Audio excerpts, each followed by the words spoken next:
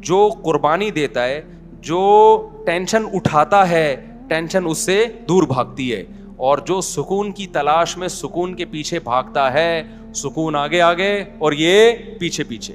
تو جسمانی ورزش کا بھی یہی ہے, آپ 24 گھنٹے میں ایک ٹائم نکال کے اپنے آپ کو تھکاتے ہو, جس ٹائپ کی محنت ہوگی نا اسی ٹائپ کا آپ کو بدلہ ملے گا. آپ جسم کو تھکا رہے ہو, جسم ریلیکس ہوگا. آپ دماغ کو تھکا رہے ہو, دماغ ریلیکس ہوگا. خواہشات کو کچل رہے ہو, خواہشات پوری ہوں گی آپ کی. نہیں آئی بات؟ آپ اپنی حرام خواہشات پہ کنٹرول کرتے ہو نا, جنسی خواہشات پہ, آپ کی جنسی خواہشات پوری ہوں گی. حلال میں اللہ لذت کو ڈبل کر دے گا. نہیں آ رہی بات میرا خیال؟ آج آپ اپنے آپ کو فحش فلموں سے روک لیتے ہو کہ میں اپنی خواہشات کچھ لوں گا. آج آپ اپنے آپ کو یہ ہاتھ بات اور یہ غلط کاریوں سے روک لیتے ہو کہ میں اپنی خواہشات کو قربان کروں گا. تو یہ قربانی وقتی ہے, لیکن اس کی جو اثر ہے وہ ہمیشہ قائم رہے گا. ایک ڈاکٹر سے میری بات ہو رہی تھی, وہ یہی بات کر رہے تھے, نہیں ایکچولی یہ ڈپریشن, اسٹریس, ٹوپی ڈرامے نا. میں نے کہا ڈاکٹر صاحب مجھے ایک بات بتاؤ, میرے جاننے والوں میں ایک بزرگ 80 سال کے, کتنے, جو برائیوں سے ہمیشہ, بزرگ تھے نا, بزرگ کا مطلب برائیوں سے بچتے رہے, نماز کے پابند, اور نظر کی ہمیشہ انہوں نے حفاظت کی, اپنی بیوی سے انہوں نے ہمیشہ وفا کی, کوئی میڈیکل سائنس کے ٹوٹکے اور نسخے ان کو معلوم نہیں, کوئی حکیموں سے اسپیشل ان کا تعلق نہیں. 80 سال میں انہوں نے دوسری شادی کی ہے اور ان کے اولاد ہوئی ہے. نہیں آئی میرا خیال ہے بات سمجھ میں؟ میں نے کہا یہاں تو میڈیکل سائنس کیا ہو رہی ہے, فیل ہو رہی ہے. نہ انہوں نے کبھی فوش فلم دیکھی, نہ انہوں نے کبھی آڑے ترشے الٹے سیدھے کام کیے, نظر کی ہمیشہ حفاظت کی. ان میں اتنی پاور کہاں سے آ گئی؟ میں نے کہا ہمارا فلسفہ یہ ہے بھائی کہ جو ان برائیوں سے بچے گا وہ زیادہ پاورفل ہوگا.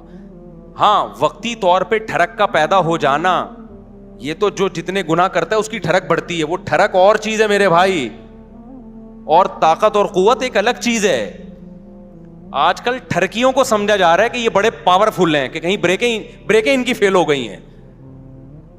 تو اس لیے فطرت سے کبھی مت لڑو. دیکھو اسلام کبھی ایسی چیز کا آرڈر آپ کو نہیں کرتا جو آپ کی صحت کے لیے نقصان دہ ہو, کبھی بھی نہیں کرے گا. اسلام نے اگر ایک چیز پہ پابندی لگائی ہے تو اس کا مطلب یہی ہماری صحت کے لیے بھی مفید ہے, یہی ہمارے دماغ کے لیے بھی مفید ہے. اب جو ہومو سیکسولیٹی کو ہماری سوسائٹی میں پروموٹ کیا جا رہا ہے, یہ ہوا کیا ہے, 1990 تک کہا جاتا ہے کہ امریکہ میں یہ جو لڑکوں سے بدفعلی کا شوق ہے یہ ایک نفسیاتی بیماری سمجھا جاتا تھا, اور ہے بھی بیماری. بعد میں اس کو کیا کر دیا انہوں نے, لیگل. کیوں کر دیا؟ اس لیے کہ اتنے زیادہ بیمار پیدا ہو گئے کہ اب ان کے حقوق کے تحفظ کی فکر پڑ گئی ان لوگوں کو. کل ایک فیس بک پہ کوئی تصویر شاید 2 لڑکیوں نے انڈیا میں کہیں شادی کی آپس میں, ایک کو لڑکا بنا دیا اور ایک کو لڑکی بنا دیا پر, اور یہ خوش ہو رہے ہیں کہ یار ہم اسی طرح سے مطمئن ہیں. آپ اس طرح سے تھوڑے دن تک سیٹسفائی ہو گئے, لیکن نہ آپ کو اولاد ملے گی, نہ آپ کو اولاد کی خوشیاں, اور نہ آپ کو وہ محبت ملے گی جو میاں بیوی میں ہوتی ہے. 2 لڑکے آپس میں وہ محبت کر نہیں سکتے, 2 لڑکیاں آپس میں وہ محبت کر نہیں سکتی, وہ ملے گی نہیں. اس سے آپ ڈپریشن میں جاؤ گے. ان لوگوں میں خودکشیوں کا ریشو بہت زیادہ ہے. تو ہم تو جانتے ہیں بھائی علماء کو, صلحاء کو. ابھی دیکھو سعودی عرب میں ایک خبر آئی ہے کہ 90 سال کے بزرگ نے ایک 18 سال کی لڑکی سے شادی کی ہے. یہ پوسٹ چلی ہے, اس پہ لوگ بڑا مذاق بھی اڑا رہے ہیں. اب مجھے نہیں پتا اس لڑکی نے کیا دیکھ کے 90 سال کے بزرگ سے شادی کر لی. ہم سے مشورہ لیتی تو ہم کہتے بھائی اتنے سارے لوگ یہاں بیٹھے ہوئے ہیں, 20-20 سال کے بھی, 22-22 سال کے بھی, تو وہ ایک الگ کہانی ہے. میں اس کے وہ نہیں کر رہا کہ 90 سال والے کو 18 سال سے کرنی چاہیے یا 18 والے کو, وہ ایک الگ کہانی ہے, اس پہ بہت کچھ پہلے کہہ بھی چکا ہوں میں. لیکن اس 90 سال کے جو بابا ہیں, متشرع ہیں, دیندار ہیں, اس کا مطلب بھائی دینداری میں کوئی تو خاص چیز ہے کہ یار کہ 90 سال میں آپ کیا کر رہے ہو, 18 سال کی لڑکی سے آپ میں شادی کا جذبہ ہے. تو یہ دین, مذہب, نظر کی حفاظت, یہ پائیدار لذتوں کا ذریعہ ہے. اور یہ جو وقتی طور پر آپ اپنی خواہشات بڑھا کے جو کرتے ہو نا جو کام, یہ وقتی ہیں, لیکن لانگ ٹرم زیادہ ٹائم گزرنے کے بعد یہ ساری چیزیں آپ کی باڈی کو بھی ڈیمیج کر رہی ہیں اور آپ کی کھوپڑی کو بھی ڈیمیج کر رہی ہیں. ایک بات بیان کر کے بس پھر میں اپنے اصل ٹاپک کی طرف آتا ہوں, بات کو سمیٹتا ہوں. ایک بات خوب سمجھ لیں, میں یہ بات بیان کر رہا تھا کہ ہمارے ڈاکٹر لوگ کہتے ہیں کہ بھئی یہ تو سارے ہی کرتے ہیں. یہ بات بالکل غلط ہے. میں مانتا ہوں کہ اب بہت سے لڑکوں نے یہ کرنا شروع کر دیا, لیکن یہ نیچرل نہیں ہے. یہ لڑکے لڑکوں سے سن کے کرتے ہیں یا فحش فلمیں دیکھ کے. ہم کئی اپنے دوستوں کو جانتے ہیں جو بلوغت کی دہلیز پہ قدم رکھا, نہ انہوں نے فحش فلم دیکھی, نہ ان کے آڑے ترچھے دوست تھے, ان کی شادیاں 25, 26, 30 سال میں ہوئی, زندگی میں ایک دفعہ بھی انہوں نے یہ کام نہیں کیا. تو یہ نیچرل نہیں ہے. ہاں یہ ضرور ہے کہ جب آپ سنتے ہو یا فحش فلمیں دیکھ کے اپنی خواہشات کو بھڑکاتے ہو, پھر آپ کے پاس کوئی راستہ پورے کرنے کا ذریعہ نہیں ہوتا, پھر آپ اس طرف آتے ہو. پھر جب ایک دفعہ آ گئے, پھر 2 دفعہ, پھر 3 دفعہ, پھر لت پڑ جاتی ہے. پھر آپ بجائے اس کے کہ آپ اس کو کہو کہ یہ نیچرل نہیں ہے, بلکہ آپ اس پہ نیچر کا لیبل لگاتے ہو. یہ کیا ہے بھائی, یہ تو نیچرل ہے. میں ایک مثال دیتا ہوں آپ کو. دیکھو حضرت عثمان ابن مظعون رضی اللہ تعالی عنہ ایک صحابی تھے, ان سے حدیث مروی ہے, صحیح حدیث ہے. وہ فرماتے ہیں ہم جب سفر پہ جاتے ہیں نا تو اپنی بیویوں سے ہم دور ہو جاتے, تو ہمیں بہت زیادہ شہوت کا غلبہ ہوتا ہمارے اوپر. تو ہم نے رسول اللہ صلی اللہ علیہ وسلم سے اجازت مانگی کہ گناہ کا خطرہ ہے ہمیں, کہیں زنا میں نہ پڑ جائیں, آپ ہمیں اجازت دیں کہ ہم اپنے آپ کو نامرد بنا لیں, کوئی آپریشن کر کے یا کوئی دوا کھا کے, تاکہ ہم برائی سے بچیں. تو نبی صلی اللہ علیہ وسلم نے فرمایا نہ, یہ کام کرنے کی تمہیں اجازت, نامرد بننے کی اجازت نہیں. کیوں؟ فرمایا تزوج الودود الولود, تم نکاح کی طرف جاؤ, مجبور ہو کے نکاح کرو تاکہ تمہاری اولاد ہو. اللہ نے اتنی شدید خواہش اس لیے رکھی ہے تاکہ تم مجبور ہو کر کس کی طرف جاؤ, نہ چاہتے ہوئے بھی نکاح کرو تم. آپ مجھے بتاؤ ان کے لیے کتنی ٹینشن تھی, وہ اپنے آپ کو خسی کرنا چاہ رہے تھے, شدید ٹینشن میں ہوں گے نا. لیکن نہ ان کا خیال آیا کہ بھائی میں ہینڈ پریکٹس کے ذریعے اپنے آپ کو ڈسچارج کر لیتا ہوں اور اپنی ٹینشن کو میں ختم کر لیتا ہوں. نہ پیغمبر نے ان کو کوئی مشورہ دیا. کیوں؟ عرب اس چیز سے واقف نہیں تھے, یہ تھا ہی نہیں. تبھی ہمیں, میں جب اس کے خلاف بات کرتا ہوں نا, ہینڈ پریکٹس کے خلاف, تو بعض لوگ کہتے ہیں اس کے ناجائز ہونے کی کوئی دلیل نہیں ہے, کوئی حدیث نہیں ہے. بھائی حدیث اس لیے نہیں ہے کہ صحابہ میں یہ عمل تھا ہی نہیں, وہ جانتے ہی نہیں تھے. یہ تو لوط علیہ السلام کی قوم نے لڑکوں سے بدفعلی کی ہے تو قرآن نے اس کو ذکر کر دیا, ورنہ عربوں میں یہ لڑکوں سے بدفعلی بھی نہیں تھی. کوئی ایک واقعہ ہمیں نبی کے دور میں نہیں ملتا کہ کسی نے یہ کام کیا ہو, حالانکہ بت پرستی تھی, شرک تھا, سب کچھ تھا. یہ نیچرل نہیں ہے. ان چیزوں کی طرف انسان جب جاتا ہے جب غلط طریقے سے اپنی خواہشات کو بھڑکا رہا ہو اور حلال کا آپشن اس کے پاس بند ہو چکا ہو. دیکھو بھوک آپ کو لگ رہی ہو, روٹی نہ ملے, تو پھر آپ کے سامنے جو چیز آئے گی, ایک وقت کوئی گٹکا بھی رکھا ہوگا نا, آپ کھا لو گے اس کو, آہستہ آہستہ آپ کو گٹکے کی عادت پڑ جائے گی. پھر آپ کو روٹی میں وہ مزہ نہیں آئے گا جو کس میں آئے گا, گٹکے میں مزہ آئے گا. تو ہمارے نبی صلی اللہ علیہ وسلم نے نہیں کہا کہ اس طرح سے نا, کہ بھئی یہ تو ہے ہی نہیں, یہ تو نیچرل ہی نہیں ہے. تو اس لیے اپنے آپ کو ان تمام برائیوں سے بچائیں, اور اگر خدا نخواستہ کسی سے برائی ہو جاتی ہے, عادت پڑ چکی ہے, تو میں ایک طریقہ بتاتا ہوں عادت چھوڑنے کا. یہ اتنی لمبی تمہید میں نے اس لیے باندھی ہے کہ ڈاکٹروں نے دماغ ایسا کھوپڑی نوجوانوں کی خراب کر دی ہے کہ پہلے نوجوان یہ برائی کر کے توبہ کرتے تھے, علماء کے پاس آتے تھے کہ یار ہمیں کوئی طریقہ بتائیں, ہم یہ برائی چھوڑیں. اب ڈاکٹروں نے اتنا پروموٹ کر دیا, بعض ڈاکٹروں نے, ساروں کی بات نہیں کر رہا, کہ اب لوگ کہتے ہیں اس کو چھوڑنے کی ضرورت ہے ہی نہیں, ہمیں کیا ضرورت ہے بھائی اس کو ہم چھوڑ دیں, کوئی ضرورت ہی نہیں ہمیں اس کے چھوڑنے کی. تو پہلے یہ سمجھے کہ یہ نقصان دہ ہے. اب چھوڑنے کا طریقہ کیا ہے؟ دیکھو کسی کام کو کرتے رہنے سے کرنے کی عادت پڑتی ہے, چھوڑتے رہنے سے چھوڑنے کی عادت پڑے. سب سے پہلا کام تو فوراً سے پہلے نکاح. اس میں بعض جعلی حکیم ڈراتے ہیں کہ ابے تم تو لٹ گئے, تم تو برباد ہو گئے, تمہیں تو اتنا نائٹ فال ہو گیا, تم تو یوں دن میں 6 دفعہ کرتے ہو, بیوی کے قابل رہ نہیں ہو. اور بھائی اگر ڈیلے کر دیا نا تو اور نقصان ہوگا. فوراً نیچر پہ آ جاؤ, اس سے اس برائی کو چھوڑنے میں کیا ہوگی, آسانی ہو. آہستہ آہستہ آہستہ جب چھوڑے رکھو گے نا, آہستہ آہستہ آہستہ آہستہ نیچر, آپ اپنی نیچر پہ چلنا شروع ہو جاؤ گے.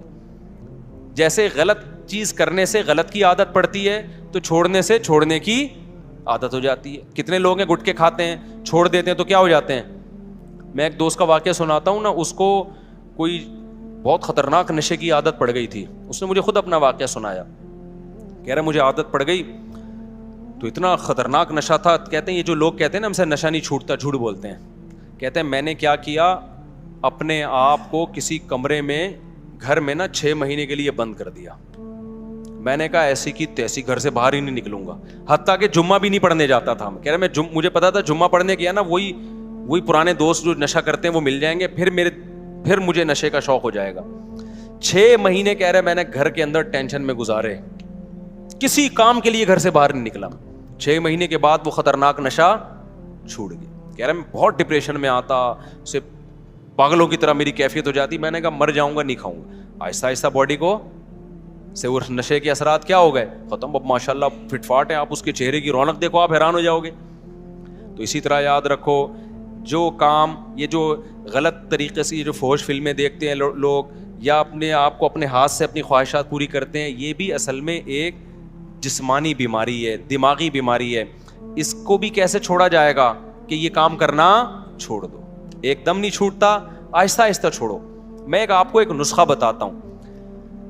ہمیشہ ایک کام کیا کرو کہ جب بھی آپ سے یہ گناہ ہو نا, اپنے آپ کو سزا لازمی دو.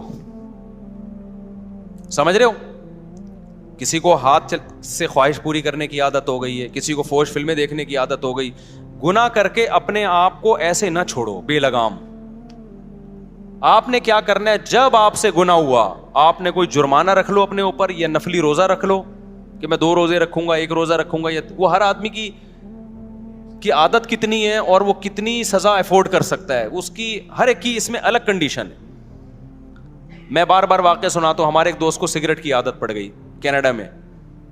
انہوں نے کیا کیا, میں نے ان سے کہا بھائی جب بھی سگریٹ پیو نا, آپ نے اس وقت 10,000 کی بڑی ویلیو تھی پاکستانی, 7-8 سال پرانا واقعہ ہو گئی. میں نے کہا 10,000 روپے جو ڈالر کے حساب میں پاکستانی 10,000 بنتے ہیں, وہ آپ نے صدقہ کرنے ہیں.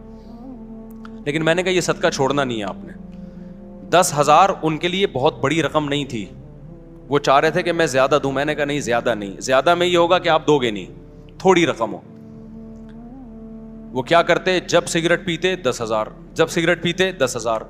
مجھے انہوں نے کہا میری تو عادت چھوٹ نہیں رہی. میں نے کہا یہ 10,000 دیتے رہو آپ, اس سے یہ ہوگا کہ گناہ کرتے رہنے سے نا گناہ کی کوانٹٹی بڑھتی ہے, کم از کم بڑھے گی نہیں. جتنی پی رہے ہو نا اتنی رہے گی. ابھی اس کو یہاں بریک لگا لو بس, یہ بھی بہت ہے. ابے جو گناہ کرتے ہیں دن میں 10 دفعہ 4 دفعہ 6 دفعہ, تو آپ کا کیا خیال ہے, یہی ہوتا یہ ہے کہ جو ہاتھ سے خواہش پوری کرتے ہیں پھر فلموں کی طرف بھی وہی جاتے ہیں, پھر فلمیں دیکھ دیکھ کے لڑکیوں سے دوستی کی طرف جائیں گے, پھر دوستیوں کی وجہ سے آگے زنا کی طرف جائیں گے. میں نے کہا یہ جو آپ نے اپنے آپ کو سزا دینا شروع کر دی ہے, اس کا پہلا فائدہ یہ ہوگا کہ یہ گناہ یہیں تک رہے گا, آپ اس سے آگے یہ سگریٹ تک ہی رہے گا, چرس کی طرف نہیں جاؤ گے آپ. ابے کیا ہو گیا آپ لوگ کی سمجھ, چرس آپ میں سے کوئی چرس ورس تو نہیں پیتے نا بھائی.